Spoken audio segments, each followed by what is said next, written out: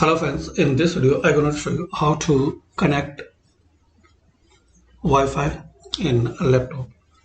So firstly you need to click on this Wi-Fi icon.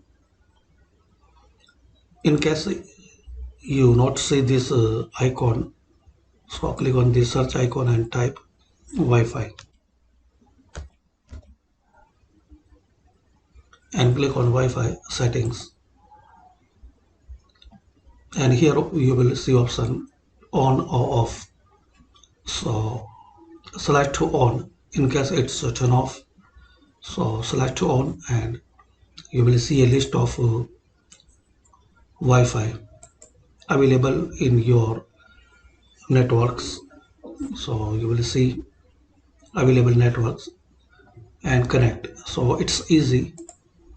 Just click on this Wi-Fi icon, click here and click on connect.